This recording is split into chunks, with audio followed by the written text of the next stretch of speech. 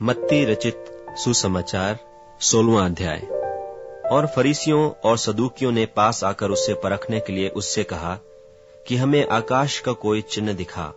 उसने उनको उत्तर दिया कि सांझ को तुम कहते हो कि खुला रहेगा क्योंकि आकाश लाल है, और भोर को कहते हो कि आज आंधी आएगी क्योंकि आकाश लाल और धुमला है। तुम आकाश का लक्षण देखकर भेद बता सकते हो, पर समयों के चिन्हों का भेद नहीं बता सकते।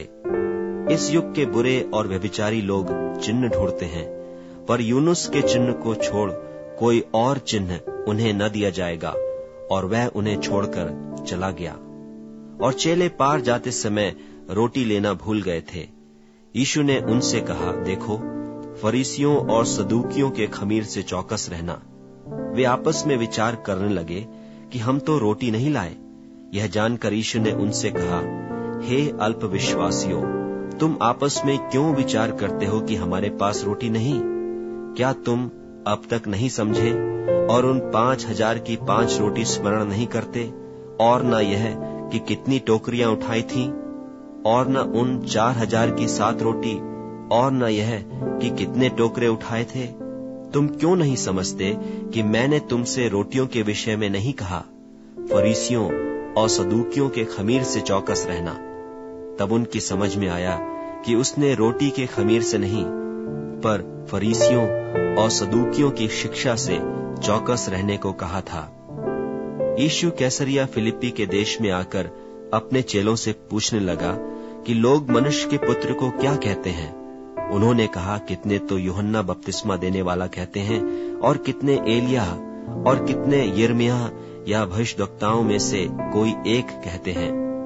उसने उनसे कहा, परंतु तुम मुझे क्या कहते हो?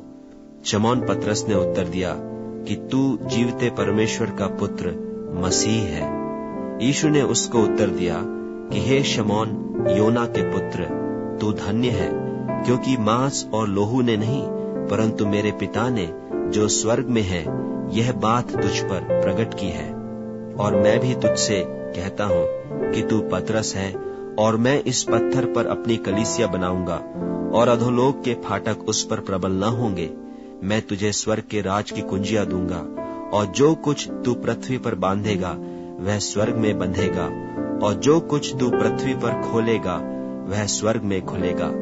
तब उसने चेलों को चिताया कि किसी से न कहना कि मैं मसीह हूं।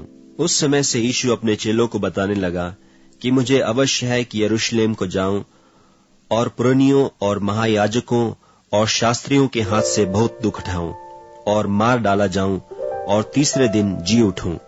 इस पर पतरस उसे अलग ले जाकर झिड़कने लगा कि हे प्रभु, परमेश्वर न करे, तुझ पर ऐसा कभी न होगा।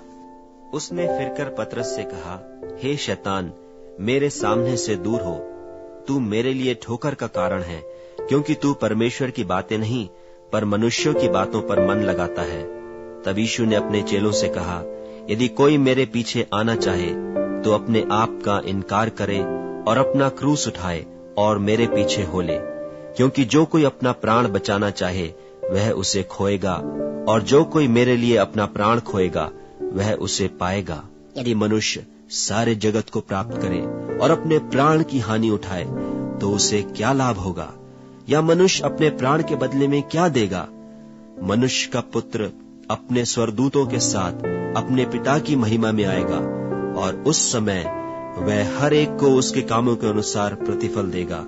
मैं तुमसे सच कहता हूं कि जो यहाँ खड़े हैं उनमें से कितने ऐसे हैं कि जब तक मनुष्य के पुत्र को उसके राज्य में आते हुए न देख लेंगे, तब तक मृत्यु का स्वाद कभी न चखेंगे।